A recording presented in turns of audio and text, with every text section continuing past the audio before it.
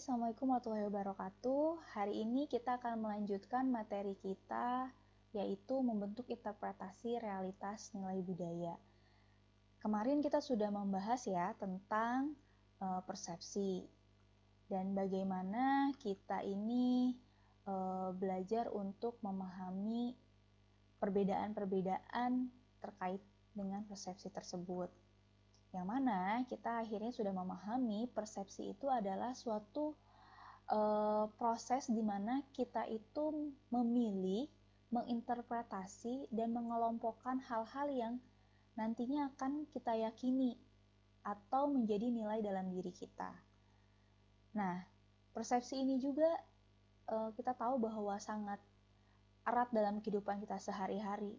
Karena ada persepsi, kita juga akhirnya bisa memilih apa yang akan kita lakukan dan apa yang kita sukai ataupun kita tidak sukai. Nah, persepsi juga sangat erat kaitannya dengan budaya. Bagaimana persepsi itu sangat dipengaruhi oleh budaya. Karakter budaya masyarakat bisa jadi membentuk cara kita memilih apa yang akan kita yakini atau apa yang akan kita lakukan. Kemudian, persepsi dan budaya ini kita sudah pahami bahwa melalui proses bagaimana budaya ini menjadi satu faktor yang cukup besar dalam cara kita mempertimbangkan persepsi apa yang akan kita bentuk, hingga akhirnya setelah kita memiliki persepsi, kita pun mempertimbangkan perilaku apa yang akan kita wujudkan dalam kehidupan bermasyarakat. Oke. Nah, wujud dari persepsi kemarin kita sudah tahu ya bagaimana persepsi ini bisa kita lihat bentuknya dalam kepercayaan ataupun nilai-nilai yang ada di dalam suatu masyarakat. Oke. Nah, melanjutkan tentang materi-materi kita yang kemarin, kita memahami bahwa di dalam karakter kita, di dalam kepribadian kita itu sudah melalui berbagai proses kan. Tadi ada yang disebut dengan proses kita memilih yang akhirnya menjadi satu kepercayaan, menjadi satu nilai dan akhirnya kita wujudkan dalam sikap hingga akhirnya ke dalam perilaku. Nah, perilaku-perilaku ini yang tadinya mungkin menjadi perilaku individu akan sangat mungkin menjadi perilaku yang kolektif. Sehingga perilaku-perilaku ini tuh bisa dikatakan sebagai karakter dari satu budaya. Karena sama nih, berbagai individu melakukan perilaku yang sama, sikap yang sama, dan mungkin berasal dari kepercayaan yang sama, akhirnya kita tahu bahwa ada yang disebut dengan pola budaya. Nah, pola budaya itu seperti apa? Pola budaya itu adalah gabungan dari karakter-karakter budaya yang dianggap serupa gitu ya. Nah, kalau misalnya Indonesia ini kita katakan sebagai orang yang ramah, misalnya ya secara kulturnya, ya berarti banyak karakter dari individu-individu yang di Indonesia ini menunjukkan bahwa mereka ramah, sehingga orang bisa mengakui bahwa orang Indonesia itu memiliki karakter yang ramah, kayak gitu ya.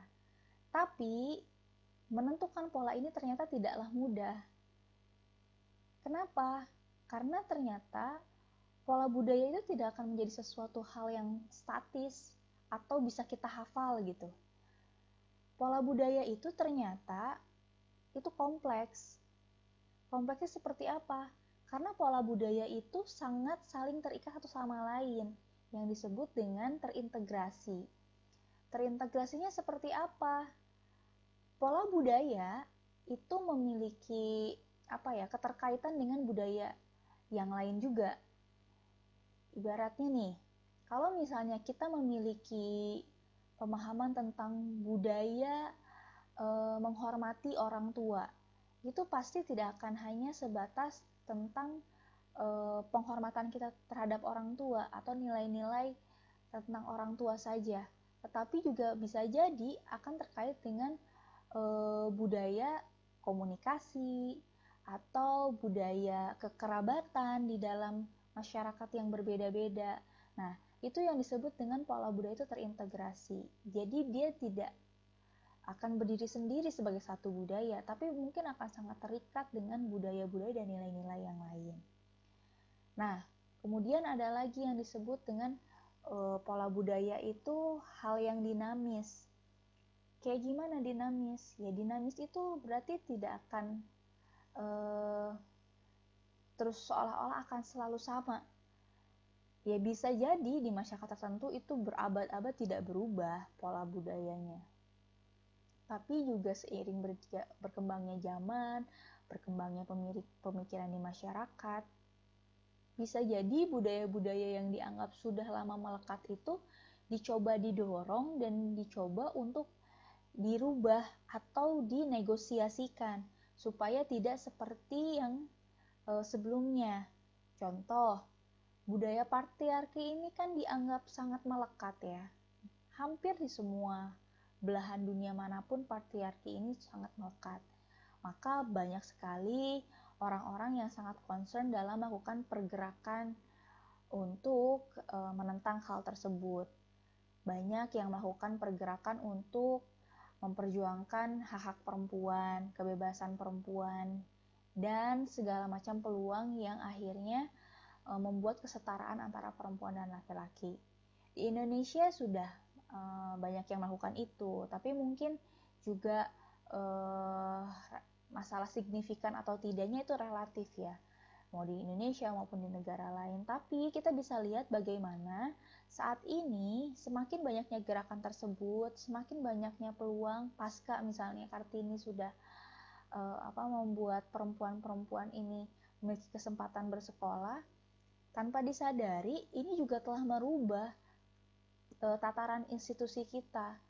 Banyak perempuan-perempuan yang sudah masuk ke dalam institusi-institusi sosial. Bahkan menjadi seorang pemimpin pun sekarang sudah mulai banyak.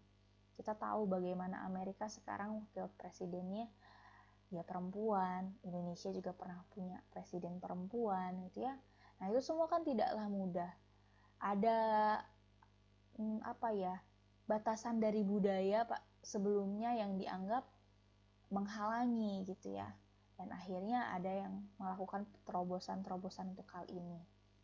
Terus yang ketiga, untuk memahami pola budaya kalian juga harus tahu bahwa pola budaya itu bisa jadi bertentangan. Bertentangan itu gimana? Tadi kalau misalnya pola budaya satu bangsa sudah dinyatakan A, B, C, dan D gitu ya, misalnya budaya Amerika yang terkenal memiliki peluang yang sama terhadap semua masyarakatnya, atau misalnya budaya Amerika Serikat yang sangat menjunjung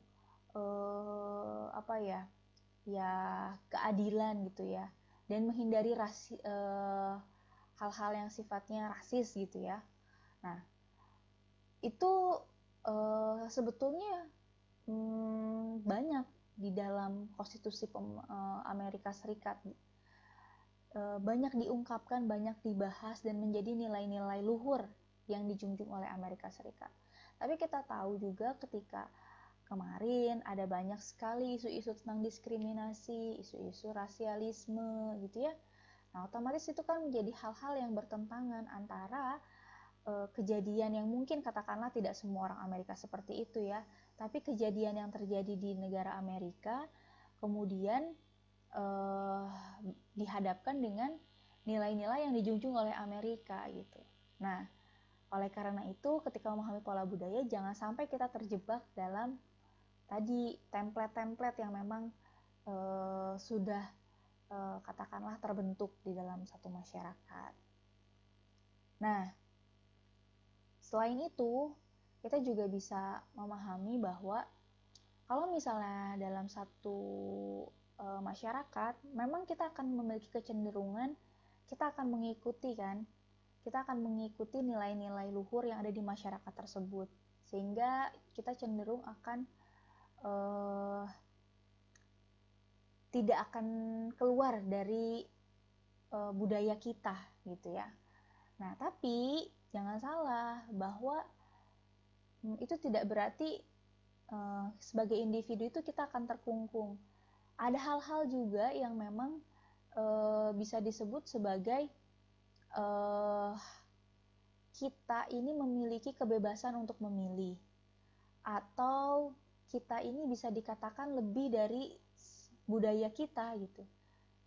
Jadi kembali ke individunya, bisa jadi ya individu ini akan sangat melenceng dari budaya atau karakteristik masyarakat yang dia tinggali gitu ya. Nah itu semua kan bukan karena masyarakatnya, tapi pasti karena pilihan individunya gitu. Nah sebagai contoh yang terjadi di industri fashion misalnya, bagaimana kita sudah tahu berabad-abad fashion ini selalu kaitannya tentang antara fashion perempuan dan fashion laki-laki. Tiba-tiba di abad 21 ini katakanlah ya, muncullah model-model androgini di luar negeri sampai di Indonesia. Tentu ini bukan hal yang mudah untuk mereka, model-model androgini yang harus menentang dua budaya yang sudah seolah-olah tuh settle gitu ya. Perempuan itu wujud fisiknya itu harus seperti ini gitu ya, cantik semampai rambut panjang misalnya ya, kayak gitu. Nah laki-laki juga harus berotot gitu tubuhnya, misalnya six pack atau apa gitu ya. Nah ada kan karakter-karakter kayak gitu. Tiba-tiba muncul model androgini yang dia mungkin secara fisik laki-laki, tapi juga dia untuk urusan fashion dia menggunakan pakaian yang biasa dipakai perempuan juga gitu ya. Tubuhnya juga dia tidak dituntut untuk seperti tubuh model laki-laki yang pada umumnya gitu ya. Nah ini kan dia muncul di tengah-tengah nih antara budaya perempuan dan budaya laki-laki. Tentu pasti ini bukan hal yang mudah, tetapi model-model seperti ini ya model dari individu-individu yang keluar dari budaya dominannya. Nah, terus kalau bicara tentang negara, kita tahu bahwa ketika kita teringat tentang satu bangsa tertentu atau kita teringat tentang satu negara tertentu, kita akan teringat karakter bangsanya. Salah satu yang cukup umum kita tahu bahwa Amerika itu kayaknya individualis ya gitu. Kok kayaknya mereka sendiri-sendiri. Bahkan kalau di Amerika itu katanya desain di ruang publiknya, kalau tempat duduk di kita kan berjejer ya, duduk itu misalnya untuk 3 orang, 5 orang gitu ya, sebelahan kiri kanan. Kalau di sana kalau bisa ya bangkunya tuh mendingan satu-satu dan berjarak. Ternyata itu salah satu alasannya itu karena memang orang Amerika lebih cenderung suka kesendirian. Walaupun jelas lah ada kondisi di mana mereka perlu berkomunikasi ya, berinteraksi dengan teman-temannya, jadi bukan cuma sendiri. Tapi secara pemikiran orang Amerika itu membentuk karakter ya individual aja. Mereka mencoba untuk menjadi individu yang katakanlah terfokus terhadap dirinya sendiri-sendiri gitu. Kalau kita kan kadang mikirin, aduh kalau kita melakukan ini gimana ya nanti masyarakat. Kalau mereka cenderung tidak begitu. Buat mereka segala sesuatu itu goalsnya adalah misalnya pengembangan diri atau pencapaian diri gitu. Nah itu penting buat mereka. Nah kemudian kita juga tahu bagaimana orang Amerika misalnya terkenal berorientasi terhadap materi. Ini salah satu kepanjangan dari individualisme tadi. Bagaimana orang Amerika ini dianggap sangat berpatokan target pencapaian individunya itu adalah materi sebanyak-banyaknya misalnya. Nah dan ini ya umum kalau di mereka. menyatakan bahwa orientasi mereka ke materi itu ya sudah bukan menjadi hal yang aneh gitu. Terus yang ketiganya, kita tahu juga ya kalau Amerika itu sangat terkenal dengan kemajuan, teknologi, bahkan perusahaan-perusahaan digital itu kan pasti munculnya di Amerika. Dan negaranya pun memang nge-branding negara sebagai leader gitu. Nah, mereka ingin menjadi seorang inovator di dalam perubahan-perubahan yang ada. Nah, itu memang karakter-karakter yang sangat Amerika sekali gitu ya. Nah, oleh karena itu nih, karena mereka punya karakter-karakter ini, makanya kita juga tahu kalau bicara tentang orang Amerika akhirnya terasa sangat kompetitif gitu. Mereka terlihat bersaing satu sama lain, jelas di antara sesama orang Amerikanya juga. Dan mereka juga bersaing dengan negara-negara yang lain. Tujuannya apa ya? Tujuannya mereka tadi mencapai misalnya kemajuan, perubahan, intinya menjadi orang yang terdepan. Nah, itulah yang kita akhirnya kenal ya tentang karakter dari budaya orang Amerika. Atau yang lebih tepatnya di sini, akhirnya kita memahami, oh ternyata Amerika punya pola-pola budaya tertentu ya. Gitu. Nah, memahami tentang pola budaya, ternyata ada teori-teori juga terkait dengan hal ini. Ada teori yang membangun karakter dan juga pola budaya dari suatu masyarakat. Teori ini jelas berkembang ya, sangat berkembang, dan juga ini gabungan dari berbagai macam pendekatan. Nah, kalau yang pertama itu adalah teori yang diungkapkan oleh Ruth Benedict, di mana dia mengatakan tentang definisi pola budaya dan juga proses pembentukan pola budaya. Terus yang keduanya ada klasifikasi yang dikembangkan oleh Hustvedt, di mana dia itu mempercayai adanya 5 dimensi yang bisa didalami terkait dengan karakter atau pola budaya di suatu negara atau suatu bangsa. Terus yang ketiganya, ini mohon maaf angkanya salah. Yang ketiga, ada yang disebut dengan orientasi kelompok yang dikembangkan oleh Clarkson dan Stroudbeck. Nah, mereka di sini mengembangkan yang namanya orientasi kelompok. Terus yang keempatnya ada taksonomi yang dikembangkan oleh Edward T. Hall. Ya, udah pada tahu kali ya kalau T. Hall itu yang bicara tentang budaya adalah komunikasi dan komunikasi adalah budaya. Terus yang kelima itu peran wajah dan identitas. Nah, teori yang terkait dengan wajah dan identitas ini dikembangkan oleh Ting dan Toomey. Nah, bicara tentang teori, Ruth Benedict ini menjadi salah satu pelopornya di tahun 1930-an. Dia membuat buku terkait dengan pattern of culture. Dia mengkaji 3 masyarakat, yaitu orang Zuni, orang Dogu, dan Wakyul. Nah, di sana dia mencoba untuk menjelaskan proses dari pembentukan pola budaya, yang mana pendekatan dia ada psikologinya juga gitu. Bagaimana pengalaman-pengalaman kita itu membentuk karakter-karakter individu. Nah, karakter-karakter individu inilah yang bisa jadi kalau misalnya sama, ya itu menjadi salah satu pola dari budaya masyarakat tersebut. Gitu ya. Jadi kalau ada kesamaan nih karakternya, oh berarti ini bisa mewakili masyarakat yang bersangkutan, pola budayanya. Nah, menariknya yang dikaji oleh Ruth Benedict ini adalah dia juga mencoba menggali apa sih batasan dari individu ini, apa sih batasan dari perilaku atau ekspresi yang ada dalam individu. Jadi dia tuh di 3 masyarakat yang dia kaji ini, dia menggali ketika masyarakat itu sedang mabuk misalnya. Karena buat dia, mabuk itu salah satu wujud dari mereka akan keluar dari batas-batas sosialnya. Mereka akan keluar dari norma-norma sosialnya. Jadi kalau norma sosialnya melarang A, B, C, dan D, kalau mabuk bisa jadi mereka melanggar itu. Nah, si Ruth ini mencoba untuk mengkaji sebenarnya maksimalnya itu ketika mereka di luar kontrol itu yang kayak gimana. Karena bisa jadi itu menjadi batasan dari individunya gitu.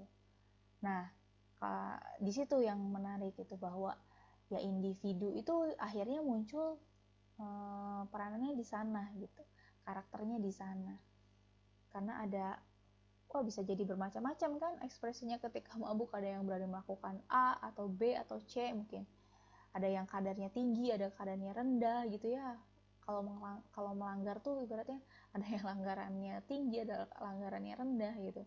Nah, kayaknya si Ruth Benedict itu sampai ke sana gitu. Nah, sampai akhirnya dia bisa menemukan pola-pola yang umumnya itu seperti ini gitu.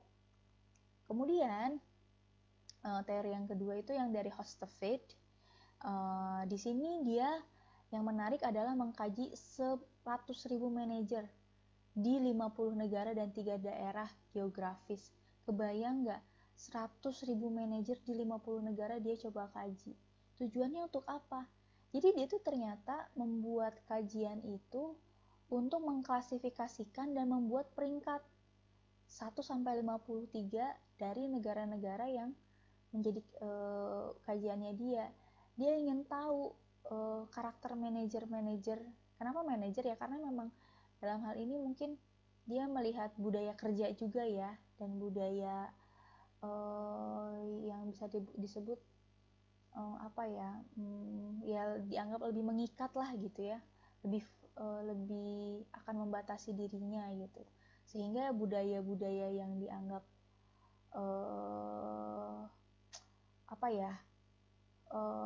mewakili masyarakatnya itu akan muncul di dalam dunia kerja gitu. Nah, makanya dia membuat kajiannya 100.000 manajer di sini. Dan kenapa manajer juga? Karena buat dia itu penting memahami kekuasaan gitu. Orang yang di tengah-tengah nih, satu sisi dia menjadi leader, satu sisi dia juga menjadi anak buah. Nah, kayak gitu.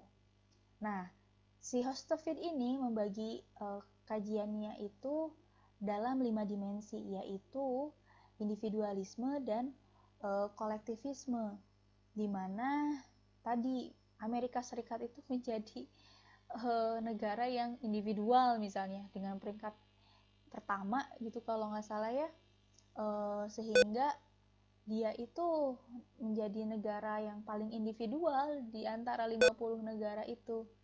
Nah, negara yang mungkin rankingnya paling akhir ya dia menjadi negara yang paling kolektif gitu ya, pikirannya tuh lebih kolektif seperti itu. Terus yang keduanya dimensi terkait dengan menghindari ketidakpastian. Ini penting buat Hustvedt karena menurut dia itu akan sangat mempengaruhi cara berpikir dan cara kerja, bahkan berbagai hal. Sebagai contoh, Jepang itu sangat tidak menyukai ketidakpastian, sehingga kita tahu ya bagaimana Jepang itu bisa memaksimalkan teknologinya untuk mengetahui prediksi gempa, prediksi bencana gitu ya. Atau misalnya Amerika Serikat atau negara-negara barat lainnya yang memiliki sistem perkiraan cuaca yang jauh lebih akurat. Nah, itu salah satu bentuk dari mereka menghindari ketidakpastian. Terus yang ketiga, kekuasaan, jelas lah ya, itu sangat mempengaruhi dalam berbagai wujud perilaku kita, dan dalam hal ini tentu pilihan-pilihan kita dalam berbudaya juga gitu. Terus maskulin, feminin, seperti tadi yang saya bilang, ada karakter-karakter sendiri. Kemudian orientasi jangka panjang dan jangka pendek ini juga menjadi pertimbangan dari Hustvedt gitu ya. Nah, ini yang disebut dengan klasifikasi yang bisa coba didalami menurut Hustvedt dalam memahami pola budaya di suatu negara. Selanjutnya, ini teori yang diungkapkan oleh Edward T. Hall, yaitu orientasi konteks tinggi dan konteks rendah. Seperti yang kita tahu, Edward T. Hall kan sangat concern ya terhadap budaya dan komunikasi. Maka di antara semuanya yang spesifik bicara tentang pola budaya dan komunikasi itu ya Edward T. Hall. Edward T. Hall menyatakan bahwa ya budaya itu bisa kita lihat dari konteksnya gitu, bahwa ada budaya konteks yang tinggi, budaya konteks yang tinggi dan budaya konteks yang rendah. Apa sih artinya budaya konteks tinggi? Budaya konteks tinggi itu ternyata adalah gaya komunikasi yang sifatnya itu ambigu. Jadi kalau bicara tentang komunikasi antar budaya buat Edward T. Hall, ada yang memang masyarakat punya karakter konteksnya itu tinggi, cenderung menutup-nutupi, tidak belak-belakan, berbelit-belit, kalau ngomong tuh pakai isyarat, pakai simbol. Nah, itu orang-orang yang memiliki konteks tinggi. Nah, sedangkan orang yang memiliki budaya konteks rendah itu sebaliknya. Mereka akan cenderung punya gaya bicara yang langsung, to the point, apa adanya gitu ya. Nggak pakai simbol-simbol, isyarat-isyarat, kode-kode gitu ya. Jadi kalau misalnya mengatakan sesuatu, ya mereka akan langsung. Terus kalau bicara Indonesia masuk ke yang mana? Ternyata Indonesia itu masuk ke dalam budaya konteks tinggi. Kayak gimana emangnya? Oh, ternyata karena banyak hal-hal yang dicoba untuk dibentuk lah. Jadi kalau misalnya ngomong di depan publik akan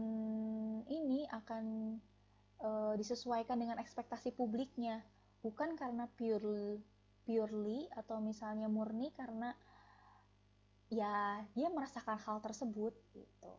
Contoh aja misalnya orang pacaran, terus perempuannya marah misalnya, ditanya sama yang cowoknya, kamu kenapa? Yang ceweknya jawab, nggak apa-apa. Padahal jelas-jelas mukanya cemberut misalnya. Nah, kode-kode, isyarat-isyarat yang tidak langsung gitu ya, menyatakan perasaannya, itu salah satu wujud dari budaya yang memiliki konteks tinggi gitu. Nah, ini juga bukan cuma di Indonesia, Jepang juga begini gitu ya. Nah, kemudian orang-orang yang memiliki budaya konteks tinggi, ya tadi cenderung punya ekspresi wajah yang beragam juga, punya tensi yang beragam gitu ya. Terus juga ada wujudnya tuh mungkin dari gerak tubuh dan segala macamnya gitu ya. Hal-hal yang simbolik lah, kalian sudah pada tahu. Nah, yang terakhir nih, ini terkait dengan teorinya Ting dan Tomei, yaitu peran wajah dan identitas. Apa sih maksudnya wajah? Ya wajah di sini tuh adalah metafor sebetulnya. Metafor yang gimana? Metafor dalam arti hal-hal atau gambaran diri yang ingin kita tunjukkan kepada orang lain. Jadi ya wajah itu adalah salah satu wujud dari identitas. Identitas kita yang kita peroleh karena kita emang pengen kelihatannya kayak gitu di depan orang gitu. Nah, sehingga di dalam pemikirannya Tomei, semua orang itu akan melakukan berbagai cara untuk mempertahankan atau menegosiasikan wajah yang ingin dia tampilkan. Wajah yang ingin dia wujudkan dan orang-orang pahami tentang dirinya. Gitu ya. Lalu kaitannya apa wajah dan identitas ini terhadap budaya? Ya, ternyata kalau bicara tentang budaya, misalnya budaya individualistis gitu ya, orang-orang yang individual itu akan cenderung mempertahankan wajahnya sendiri-sendiri. Dia tidak akan peduli pandangan orang lain. Dia hanya ingin mengekspresikan wajah yang menurut dia ini yang ingin dia tunjukkan gitu loh. Dan karakter dia pun tidak ingin disamakan dengan karakter sosialnya gitu. Beda dengan masyarakat yang memiliki budaya kolektif. Biasanya wujud yang ingin dia tampilkan ke publik itu adalah wujud yang publik harapkan terhadap dirinya. Sehingga wajah yang dia tampilkan atau identitas yang dia tampilkan itu berdasarkan nilai-nilai sosial yang ada dalam dirinya. Gitu ya. Karena apa? Karena buat mereka kalau itu tidak sesuai dengan nilai sosialnya, itu berarti akan merusak kestabilan masyarakatnya dan akan memicu konflik. Sedangkan konflik itu dianggap sesuatu hal yang sangat dihindari, karena konflik itu merubah wajah sosialnya. Seperti kita ceritakan di minggu lalu ya, bahwa orang Jepang itu sampai punya budaya namanya tatemae. Tatemae ini ya mencoba untuk mengekspresikan hal-hal yang diharapkan publik gitu ya. Jadi tetap senyum gitu ya, walaupun mungkin dalam hatinya dia sedang banyak pikiran, sedang banyak masalah gitu ya. Atau secara karakter sebenarnya dia sangat-sangat naik turun misalnya ya kalau ngomongin emosi gitu. Nah, hal-hal kayak gitu yang disebut dengan budaya dan juga karakter dari budaya yang ada di dalam suatu masyarakat. Nah, ini materi kita yang terakhir yang menutup pembelajaran kita sebelum UTS. Nah, oke. Jadi itu kira-kira materinya. Semua materi untuk UTS kita minggu depan sudah saya sampaikan. Nanti bahannya ya dari semua materi yang saya ajarkan ya. Oke, kalau misalnya ada yang ingin bertanya, silahkan bertanya, menghubungi saya. Ya, sekian saja dari saya. Terima kasih. Assalamualaikum warahmatullahi wabarakatuh.